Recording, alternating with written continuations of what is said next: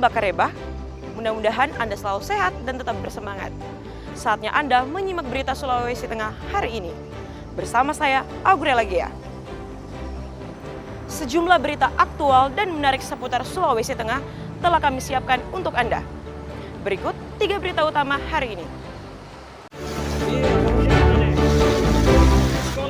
Banjir menerjang Desa Tosale, Kabupaten Donggala dan merendam permukiman.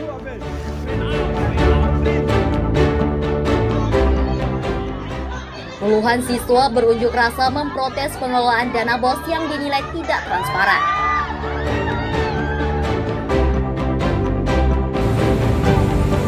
Longsor kembali terjadi di kawasan kebun kopi dan menyebabkan akses jalan lumpuh total.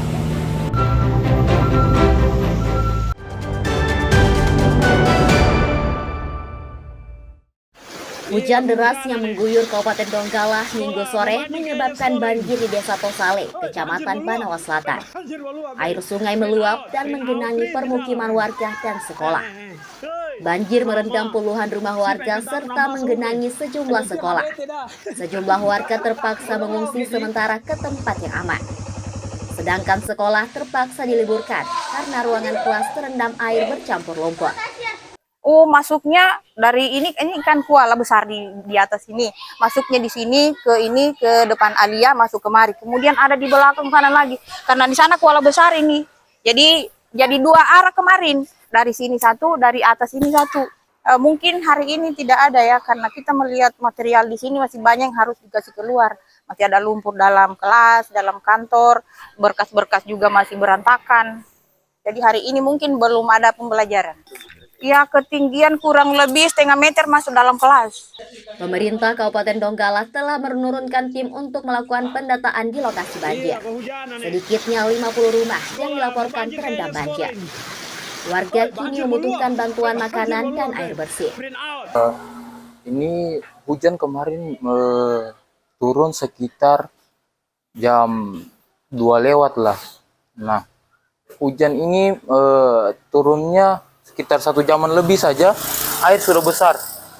Ini air cepat merambat ke jalan trans karena ada 2 sungai yang meluap. Pertama dari sungai yang di arah jembatan yang di perbatasan Dusun 2 dan Dusun 3, dan yang kedua di samping sekolah sendiri ada di perbatasan Dusun 1 dan Dusun 2. Senin pagi banjir sudah surut, namun sekolah yang terdampak banjir terpaksa diliburkan karena masih banyak material dan lumpur dalam ruangan kelas. Sementara warga juga sedang membersihkan rumahnya yang terdampak banjir. Julianus Kay dan Syamsuddin Tobone melaporkan dari Donggala.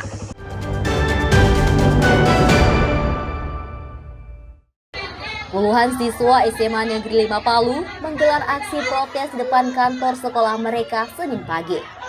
Mereka menuntut transparansi penggunaan dana bantuan operasional sekolah alias dana BOS, terutama yang dianggap tidak pernah dirasakan untuk mendukung kegiatan ekstrakurikuler. Dalam aksinya, siswa menyampaikan aspirasi dengan orasi secara bergantian dan membentangkan spanduk bertuliskan protes dana BOS. Unjuk rasa sempat diwarnai perdebatan antara siswa dan pihak sekolah. Namun akhirnya, kepala sekolah beserta jajaran dan sekretaris Dinas Pendidikan turun menerima langsung aspirasi siswa. Ekstrakurikuler di SMA 5 itu ada sekitar 14 ekskul.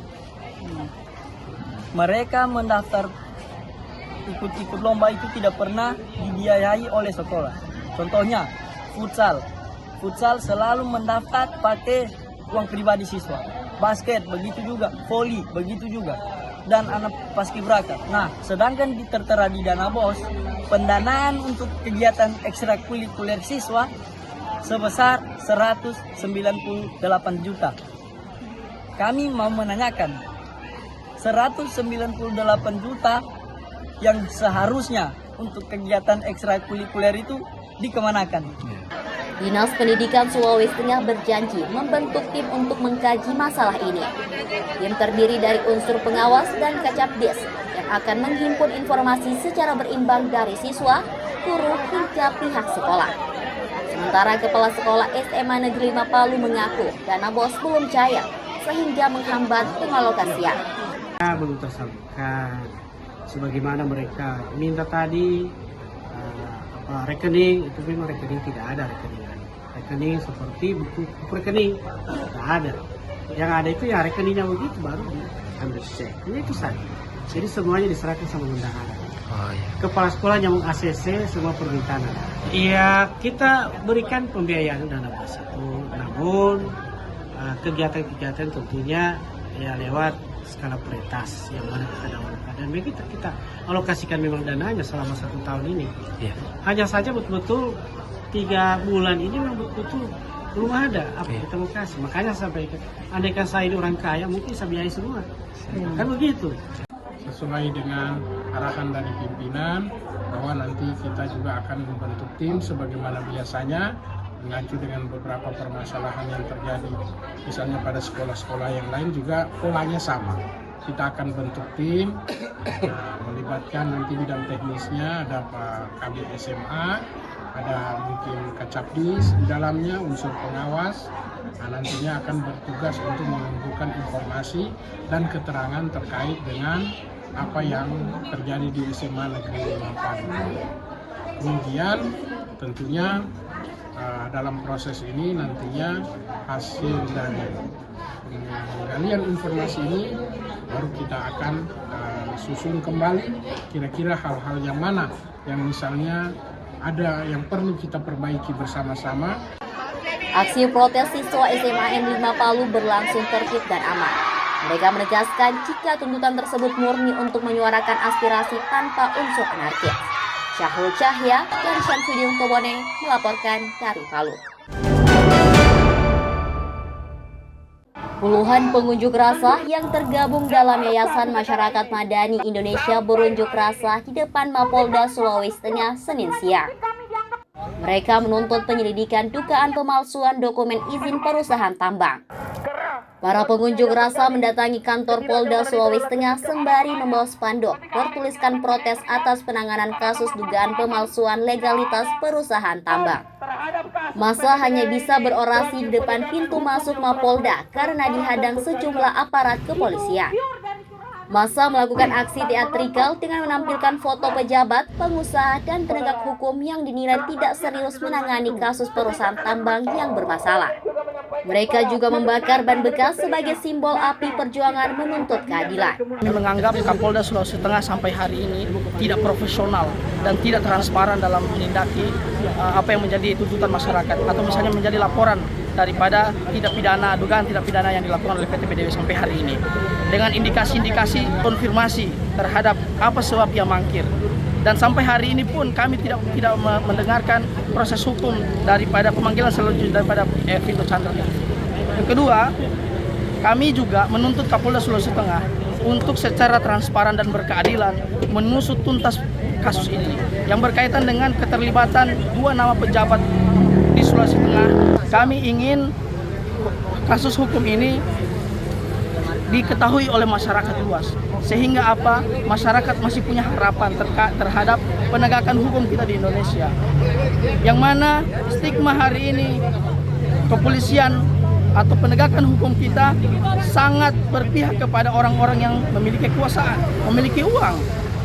Dalam orasinya, massa juga mendesak Kapolda Sulawesi Tengah Inspektur Jenderal Agus Nugroho dicopot karena dinilai tidak serius menangani kasus tersebut. Demikian pula seluruh pejabat yang diduga terlibat, termasuk jajaran manajemen perusahaan tambang yang diduga melakukan pemalsuan dokumen. Menanggapi tuntutan massa, Kasubdit 4 di Treskrimum Polda Sulteng, Kompol Muhammad Rian Citra Yuda, menegaskan penyidikan kasus dugaan pemalsuan dokumen perizinan tersebut masih berjalan.